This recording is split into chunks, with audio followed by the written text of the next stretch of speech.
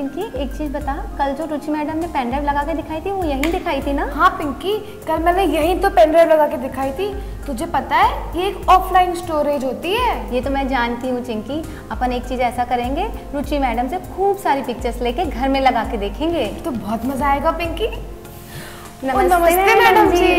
क्या पिक्चरों की बातें हो रही हैं? नहीं मैडम जी। चलो आज से अपन अपना ऑपरेटिंग सिस्टम का पार्ट शुरू करते हैं। कुछ रोज पहले तुमने ऑपरेटिंग सिस्टम के बारे में पूछा था, याद है ना तुम्हें बच्चों? हाँ मैडम जी, आपने बताया था कंप्यूटर स्टार्ट होते ही ऑपरेटिंग सिस्टम लोड होता है। हाँ, और फिर ये यूजर इंटरफेस प्रदान करता है जिससे कि हम कंप्यूटर के द्वारा आसानी से कार्य कर सकते हैं। अरे वाह बच्चों, तुम्हें तो सब याद है। चलो तो हम इसके बारे में विस्तार से बात करते हैं। बच्चों, कंप्यूटर अकेले हार्डवेयर के साथ कोई कार्य नहीं कर सकता। कंप्यूटर को निर्देश करने के लिए या किसी कार्य को कराने के लिए अनुदेशों के समूह अर्थात प्रोग्राम या सॉफ्टवेयर की ज़रूरत होती है। जैसा कि मैं तुम्हें पहले भी बता चुकी हूँ, दो प्रकार के सॉफ्टवेयर होते हैं, एक सिस्टम सॉफ्टवेयर और दूसरा एप्लीकेशन सॉफ्टवेयर। तुम्हें याद है ना? जी मैडम जी। अच्छा, याद है? तो चलो चिंकी बताओ, सिस्टम सॉफ्टवेयर क्या होते हैं? मैडम जी, सिस्टम सॉफ्टवेयर मतलब वो सॉफ्टवेयर जिन्हें कंप्यूटर खुद के कार्य क्रियान्वित करने के लिए इस्तेमाल करता है, अर्थात कंप्यूटर के खुद के सॉफ्टवेयर। बिल्कुल सही चिंकी, तुमने तो सही जवाब दिया। अच्छा पिंकी, अब तुम बताओ कि एप्लीकेशन सॉफ्टवेयर क्या होते हैं? मैडम जी, एप्लीकेशन सॉफ्टवेयर में वे सारे सॉफ्टवेयर आते हैं जिन्हें उपयोगकर्ता के कार्यों को पूरा करने के लिए बनाया गया है। बिल्कुल ठीक पिंकी, तुम दोनों ने तो बहुत ही अच्छे जवाब दिए। तो चलो एक बार और बता देती हूँ कि कंप्यूटर की मूल प्रक्रिया को प्रदान करने वाले सॉफ्टवेयर को सिस्टम सॉफ्टवेयर कहते हैं और उपयोगकर्ता जिन सॉफ्टवेयर का उपयोग कर अपने विशिष्ट कार्यों की पूर्ति करता है उन्हें एप्लीकेशन सॉफ्टवेयर कहते हैं। ऑपरेटिंग सिस्टम वह सॉफ्टवेयर है जो उपयोगकर्ता और हार्डवेयर के बीच एक मध्यस्थ का काम करता है। मैडम जी, यह ऑपरेटिंग सिस्टम किस तरह का सॉफ्टवेयर है? Pinky, operating system system software है। उपयोगकर्ता द्वारा दिए जाने वाले आदेशों व सॉफ्टवेयर के निर्देशों को हार्डवेयर के द्वारा निष्पादित कराने की जिम्मेदारी ऑपरेटिंग सिस्टम की ही होती है। चलो अब मैं तुम्हें यह चित्र के द्वारा समझाती हूँ।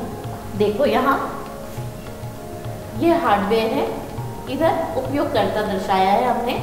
ऑपरेटिंग सिस्टम हार्डवेयर और उपयोगकर्ता के बीच में एक मध्यस्थ के समान कार्य करता है। सॉफ्टवेयर के निर्देशों और उपयोगकर्ता के निर्देशों को हार्डवेयर से क्रियान्वित करवाने का काम ऑपरेटिंग सिस्टम ही करता है। हर सॉफ्टवेयर का अपना अपना ग्राफिकल यूजर इंटरफेस होता है जिसे यूजर इस्तेमाल करता है और निर्देश देता है।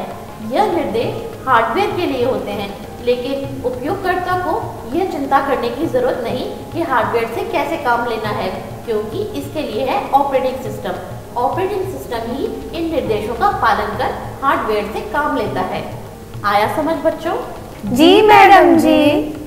बच्चों, पता है ऑपरेटिंग सिस्टम को रिसोर्स मैनेजर अर्थात साधन प्रबंधक भी कहा जाता है। यूनिक्स, लाइनक्स, विंडोज, मैक, यह सब ऑपरेटिंग सिस्टम के कुछ उदाहरण हैं। ऑपरेटिंग सिस्टम में कुछ परिवर्तन किए जाते हैं और उनके विभिन्न वर्जन्स तैयार होते हैं। उदाहरण के लिए विंडोज़ के कुछ ऑपरेटिंग सिस्टम हैं जैसे Windows 95, Windows 98, Windows NT, Windows XP इत्यादि। जैसा कि मैंने तुम्हें बताया था कि कंप्यूटर स्टार्ट होते ही ऑपरेटिंग सिस्टम लोड होता है और यह एक यूज़र इंटरफेस प्रदान करता है जिससे कि उपयोगकर्ता काम करता है। यह यूज़र इंटरफेस टेक्स्ट बेस्ड या ग्राफिकल हो सकता है। पुराना MS-DOS एक टेक्स्ट बेस्ड ऑपरेटिंग सिस्टम है जिसमें कमांड्स के द्वारा काम होता है। कोई भी कार्य करने के लिए कमांड लिखना होता है जिसे याद रखना काफ़ी मुश्किल होता है, इसलिए इस तरह के ऑपरेटिंग सिस्टम कम चलते हैं। Windows XP graphical user interface तरह के ऑपरेटिंग सिस्टम का एक अच्छा उदाहरण है। इसमें विजुअल्स की मदद से उपयोगकर्ता आसानी से काम करता है। आया समझ बच्चों? जी मैडम जी। चलो अब हम ऑपरेटिंग सिस्टम के सारे फंक्शंस को एक बार जान लेते हैं। मैं बोर्ड पर तुम्हें चार्ट की मदद से ऑपरेटिंग सिस्टम के सारे फंक्शंस को जानते हैं। देखो, ऑपरेटिंग सिस्टम निर्देशों की व्याख्या कर उन्हें क्रियान्वित करता है। यह सिस्टम हार्डवेयर को नियंत्रित करता है। जैसा कि मैंने बताया था कि इसे रिसोर्स मैनेजर कहते हैं। ओएस साधनों का निर्धारण एवं विभिन्न कार्यों के लिए साधनों को बांटने का काम करता है।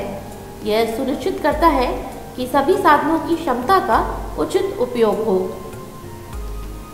संसाधनों का नियोजन।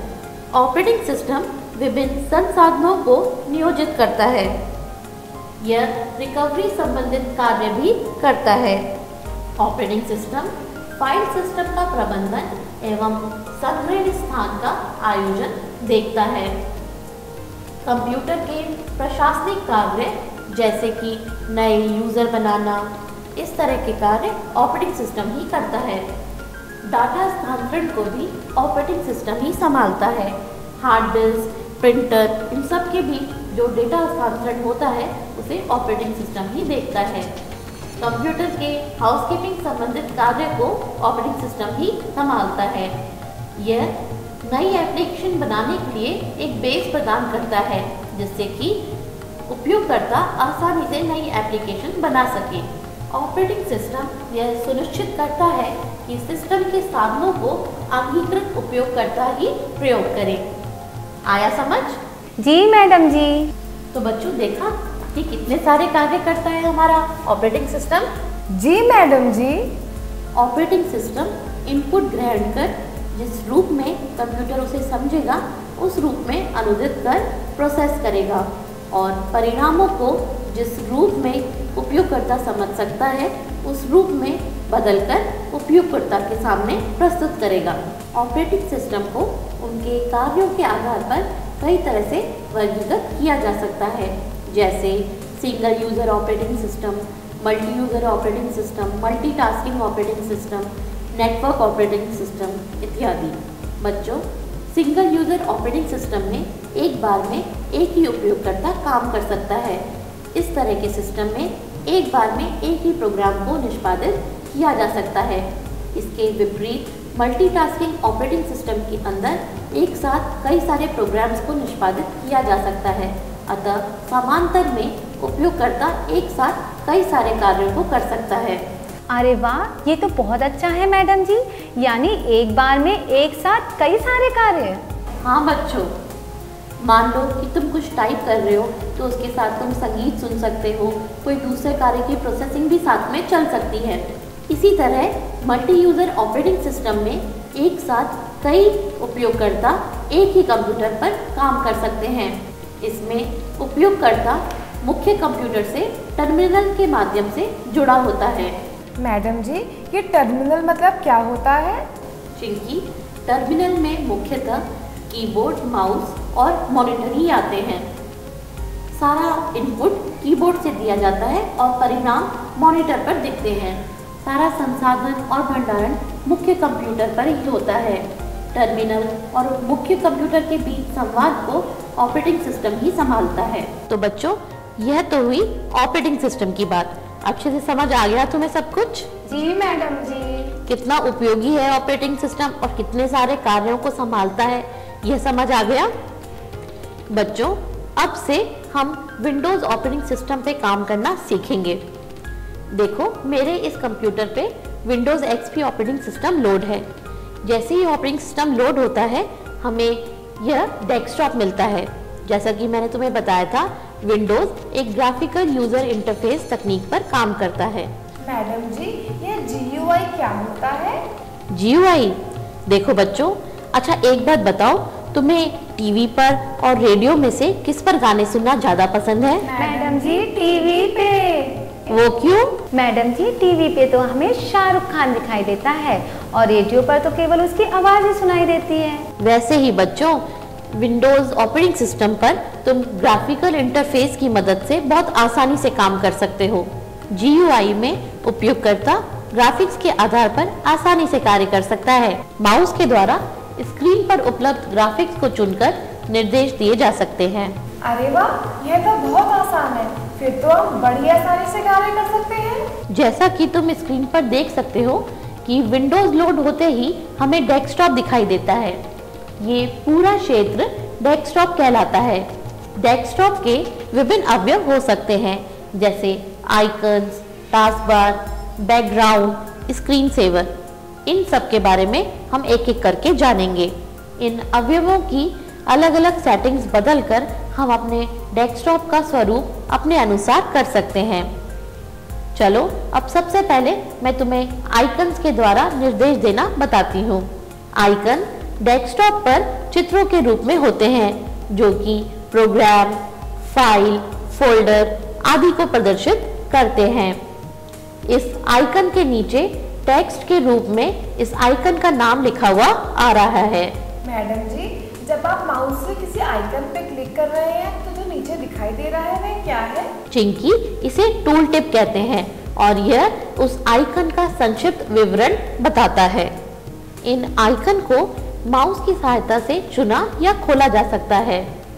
माउस के बाएं क्लिक से इन्हें चुना जा सकता है और डबल क्लिक करके इन्हें चलाया या खोला जा सकता है।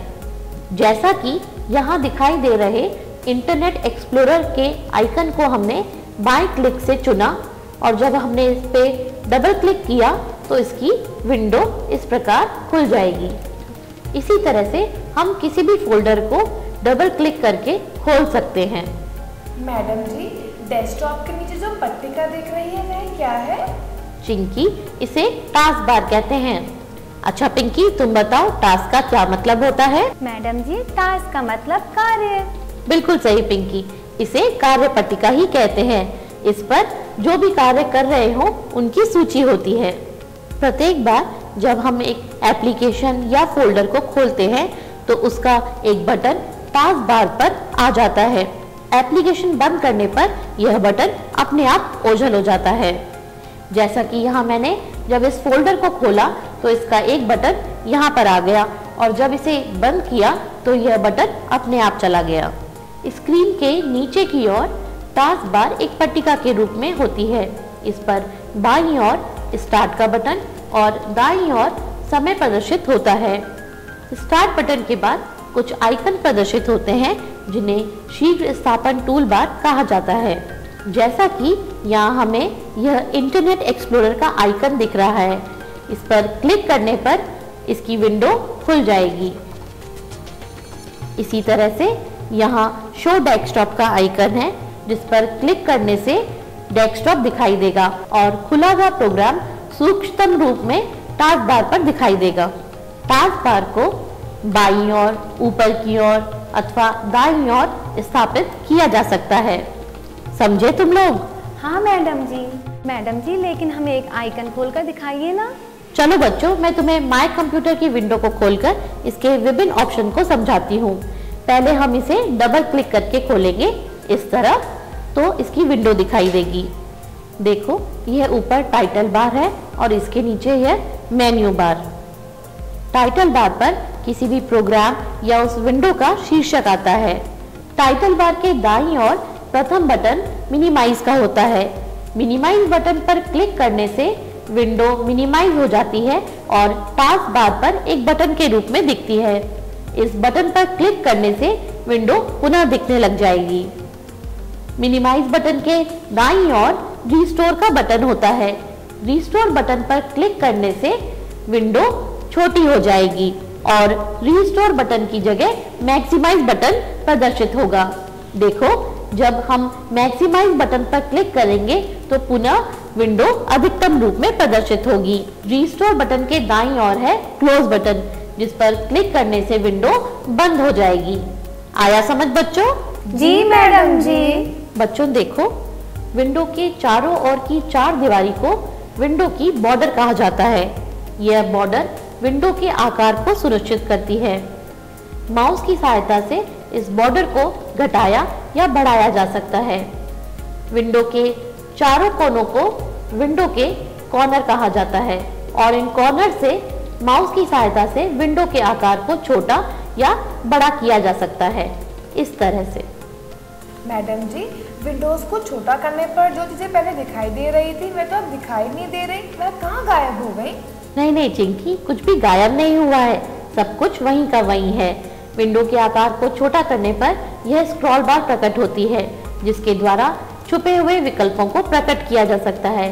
स्क्रॉल बार को ऊपर से नीचे तथा दाएं बाएं क्लिक करके ऊपर या नीचे पहुंचा जा सकता है। चलो बच्चों, अब इस विंडो को यहीं बंद करते हैं और डेस्कटॉप के अवयवों के बारे में आगे बढ़ते हैं। यह जो पीले रंग का आइकन दिखाई दे रहा है, यह फोल्डर है और नीचे इसका नाम प्रदर्शित हो रहा है। मैडम जी, ये फोल्डर क्या होता है? इसकी क्या उपयोगिता है? विंडोज में सूचनाएं फाइल के रूप में भंडारित होती हैं और फाइलों के संगठन को फोल्डर कहते हैं। फाइल का मतलब तो तुम्हें पता ही होगा पिंकी। मैडम जी, फाइल मतलब? मैडम जी, फाइल तो मैंने अपने पापा के हाथों में देखी है, जिसमें उनके सारे कागज लगे होते हैं। और हाँ मैडम जी, मैं अपने सारे सर्टिफिकेट्स ना फाइल में लगा के रखती हूँ। बहुत बढ़िया पिंकी। तो बच्चों, इसका मतलब यह हुआ कि फाइलों के अंदर सूचना होती है। विभिन्न फाइलों के अंदर विभिन्न संबंधित सूचनाएं होती हैं। फाइल का अपना एक नाम होता है। तो इसी तरह से कंप्यूटर में भी सूचनाओं को स्टोर करने के लिए फाइल का प्रयोग होता है। यह फाइल कोई डॉक्यूमेंट की फाइल हो सकती है, या किसी बही खाते की फाइल, या किसी गाने अथवा वीडियो की फाइल हो सकती है। और कंप्यूटर में भी विभिन्न फाइलों को उनके अलग अलग नामों से जाना जाता है। फाइलों को संगठित करने के लिए फोल्डर मूल युक्ति है। फोल्डर एक तरह की फाइल ही है जिसमें दूसरी फाइलों की सूची होती है। मेन फोल्डर के अंदर दूसरे फोल्डर या फाइलें होती हैं। मेन फोल्डर के अंदर जो दूसरे फोल्डर होते हैं उन्हें सब फोल्डर या उप फोल्डर कहते हैं। चलो तुम्हें एक फोल्डर खोल के दिखाती हूँ। देखो, ये डबल क्लिक करके हमने इस फोल्डर को खोला। इसके अंदर ये जो पीले आइकन दिख रहे हैं, ये फोल्डर्स हैं, अर्थात इस फोल्डर के सब फोल्डर्स, और यह फाइलें हैं। इन सब फोल्डर्स पर डबल क्लिक करके इन्हें खोला जा सकता है और इनके अंदर के उप फोल्डर और फाइलों को देखा जा सकता है। और ये जो बच्चों फाइलें हैं, इन्हें डबल क्लिक करके खोला जा सकता है। चलो अब इन सब को क्लोज करते हैं। अब समझ आया तुम्हें फाइल, फोल्डर, सब फोल्डर क्या होते हैं? जी मैडम जी। कंप्यूटर सूचनाओं को हैंड करना, उत्पन्न करना और इसे फाइलों में व्यवस्थित करने का कार्य करता है। इसे फाइल मैनेजमेंट या फाइल प्रबंधन कहते हैं। चलो बच्चों, अब टास्क बार पर दिखाई दे रहे स्टार्ट मेन्यू का उपयोग करना सीखते हैं। जैसा कि स्टार्ट का मतलब होता है कि कार्य शुरू करना, तो कंप्यूटर पर कार्य शुरू करने के लिए इस स्टार्ट बटन पर क्लिक किया जाता है। यह स्टार्ट का बटन एक पुश बटन है, जिसका मतलब यह है कि जब आप इस पर क्लिक करोगे तो स्टार्ट मेन्यू दिखाई देगा, और जब दोबारा क्लिक करोगे तो स्टार्ट मेन्यू विलुप्त हो जाएगा। स्टार्ट मेन्यू से ही किसी भी एप्लीकेशन को शुरू किया जा सकता है। आपके कंप्यूटर में कौन कौन सी फाइलें, फोल्डर्स हैं, इन्हें देखा जा सकता है। इस स्टार्ट मेन्यू से ही कंप्यूटर को बंद करने का निर्देश भी दिया जा सकता है। बच्चों, यहाँ से किसी भी एप्लीकेशन को चलाने के लिए उस पर क्लिक करना होगा। मैडम जी, देखो बच्चों, तुम्हें सारे कामों के लिए बाया क्लिक अर्थात लेफ्ट क्लिक या फिर डबल क्लिक ही उपयोग में लाना है। राइट क्लिक कुछ स्पेशल कामों के लिए ही होता है, और जब जब इसका उपयोग आएगा तब तब मैं तुम्हें बताती जाऊंगी कि यहाँ तुम्हें राइट क्लिक करना है। चलो बच्चों, अब मैं तुम्हें स्टार्ट मेन्यू से किसी एप्लीकेशन को स्टार्ट करके दिखाती हूँ। देखो, यहाँ पर हमने यह एप्लीकेशन पर बाया क्लिक अर्थात लेफ्ट क्लिक किया तो यह एप्लीकेशन खुल गई। बच्चों, इस एप्लीकेशन को तुम डेस्कटॉप से भी खोल सकते हो। अगर डेस्कटॉप पर इस एप्लीकेशन का आइकन उपलब्ध है तो उस पर डबल क्लिक करके तुम उस एप्लीकेशन को खोल सकते हो। लेकिन मैडम जी, अगर इस एप्लीकेशन का आइकन डेस्कटॉप पे नहीं है तो फिर क्या करेंगे? बताती हूँ बच्चों। देखो, इसके लिए तुम्हें डेस्कटॉप के किसी भी खाली जगह पर राइट क्लिक करना है। ध्यान रखना बच्चों, यहाँ पर क्या करना है? Right click. राइट क्लिक करने पर तुम्हें एक छोटा सा मेन्यू दिखाई देगा। उस मेन्यू में तुम्हें मिलेगा न्यू पर जब क्लिक करोगे तो फिर से एक मेन्यू दिखाई देगा और उसमें अलग अलग एप्लीकेशनों का नाम आ रहा होगा। जिस एप्लीकेशन का आइकन तुम्हें बनाना है उस एप्लीकेशन का नाम सेलेक्ट करोगे तो उसका आइकन यहाँ बन जाएगा। देखो इस तरह से करना सीखते हैं। जैसा कि मैंने तुम्हें पहले बताया था कि टास्क बार को डेस्कटॉप में कहीं पर भी मूव कर सकते हैं, लेकिन देखो मैं ऐसा अभी नहीं कर पा रही हूँ। यह इसलिए है क्योंकि मैंने टास्क बार को लॉक कर दिया है। टास्क बार को लॉक कैसे करते हैं मैडम जी? राइट क्लिक करने से एक मेन्यू प्रदर्शित होगा, दिखाई देगा। इस पर क्लिक करने से टास्क बार लॉक हो जाएगी। टास्क बार को लॉक करने से हम उसके साइज या पोजीशन को चेंज नहीं कर सकते। टास्क बार की भी साइज घटाई या बढ़ाई जा सकती है? हाँ ट्विंकी, बिल्कुल। इसके लिए तुम्हें टास्क बार के किसी भी खाली स्थान पर राइट क्लिक करना होगा। लॉक द टास्क बार के विकल्प को चुनना होगा। माउस के लेफ्ट बटन से हम इसको सेलेक्ट करेंगे तो यह अनलॉक हो जाएगी। अब इसके साइज को घटाया या बढ़ाया जा सकता है। के ऊपरी तरफ अर्थात इसके बॉर्डर पर ले जाएंगे तो एक डबल साइडेड एरो दिखाई देगा। इस डबल हेडेड एरो को ड्रैग करके ऊपर ले जाने पर साइज बढ़ जाएगा और नीचे ले जाने पर यह छोटा हो जाएगा। मैडम जी, ड्रैग करने का क्या मतलब होता है? दबाकर रखना और उसे हिलाकर इच्छित जगह पर पहुंच जाना और उसके बाद माउस के लेफ्ट बटन को छोड़ देना, इसे ड्रैग करना कहते हैं।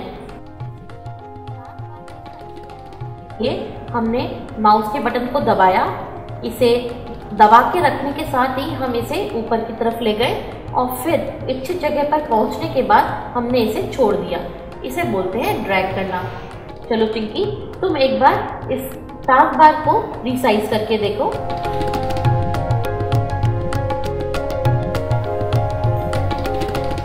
आया समझ? जी मैडम जी। समझते हैं। पर राइट क्लिक करेंगे, चुनेंगे प्रॉपर्टीज चुनने पर task bar and start menu properties का डायलॉग बॉक्स प्रकट होगा। विंडो है जो एक विशिष्ट कार्य को पूरा करने के लिए उपयोगकर्ता से सूचना प्राप्त करने के लिए प्रदर्शित होती है। यह कुछ विकल्प दिखाई दे रहे हैं जो टास्क बार की प्रॉपर्टीज को सेट करने के लिए काम में लाए जाते हैं। सबसे पहले हम लॉक द टास्क बार विकल्प को देखते हैं। देखो बच्चों, इसके आगे एक यह चेक बॉक्स आ रहा है। इस पर क्लिक करने से जब यह सेलेक्ट हो जाता है तो यहाँ अप्लाई का बटन प्रदर्शित होगा। अप्लाई पर क्लिक करने से टास्क बार लॉक हो गई। अब हम टास्क बार या इसकी पोजीशन चेंज नहीं कर सकते। चलो अब टास्क बार को अनलॉक करते हैं। टास्क बार को अनलॉक करने के लिए वापस से चेक बॉक्स पर क्लिक करेंगे। देखो यहाँ से चेक का निशान चला गया, अर्थात यह विकल्प अब हमने चुना नहीं है। अप्लाई करने से अनलॉक हो जाएगी। Auto hide the task bar. Auto hide का मतलब यह होता है कि अगर हमारा माउस पॉइंटर टास्क बार पर है तब तो हमें टास्क बार दिखाई देगी, लेकिन अगर हमारा माउस पॉइंटर टास्क बार पर नहीं है तो टास्क बार विलुप्त हो जाएगी, अर्थात ऑटो हाइड यानी कि अपने आप छिप जाएगी। देखो यहाँ हमने auto hide the task bar के चेक बॉक्स को चुना और अप्लाई किया, तो क्योंकि हमारा माउस पॉइंटर टास्क बार पर नहीं है तो टास्क बार विलुप्त हो गई और हम जब वापस से इस पर जाएंगे तो टास्क बार दिखाई देगी। हमें इस चेक बॉक्स को अनचेक करना पड़ेगा। अनचेक करके अप्लाई करेंगे तो टास्क बार हमें दिखाई देने लगेगी। विकल्प को समझते हैं। यह विकल्प है keep the task bar on top of other window. इसका अर्थ यह है कि अगर यह वाला विकल्प चेक्ड है तो किसी दूसरी विंडो को उसकी अधिकतम या मैक्सिमाइज साइज में खोलेंगे तो भी टास्क बार दिखाई देगी। लेकिन अगर इस विकल्प को अनचेक कर दिया जाए तो किसी विंडो को उसके अधिकतम साइज में खोलने पर टास्क बार दिखाई नहीं देगी। मैडम जी, हमें इस विकल्प का प्रयोग करके बताइए ना। हाँ चिंकी, अगर हम यहाँ से कोई एप्लीकेशन शुरू करते हैं तो हमें टास्क बार दिखाई दे रही है। लेकिन अगर हम इसे अनचेक करके अप्लाई करें और जब हम ये एप्लीकेशन खोलते हैं तो देखो हमें टास्क बार दिखाई नहीं दे रही क्योंकि हमने उस विकल्प को अनचेक कर दिया। देखो इस डायलॉग बॉक्स में एक और विकल्प आ रहा है, शो क्विक लॉन्च। मैंने तुम्हें शीघ्र स्थापन टूलबार के बारे में बताया था ना? जी मैडम जी।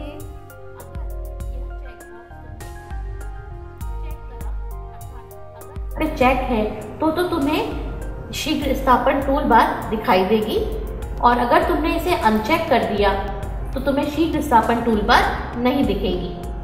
लेकिन बच्चों, एक बात ध्यान रखना कि जब भी तुम कुछ अनचेक या चेक करते हो तो उस सेटिंग को अप्लाई करने के लिए हमेशा अप्लाई बटन पर क्लिक करना। देखो बच्चों, जैसा कि तुम्हें पता है कि टास्क बार पर समय भी प्रदर्शित होता है। इस टास्क बार प्रॉपर्टीज के डायलॉग बॉक्स में हमारे पास एक विकल्प है, शो द क्लॉक। अगर इसको चेक करते हैं तो समय प्रदर्शित होता है और अगर इसे हम अनचेक कर देते हैं तो समय प्रदर्शित नहीं होगा।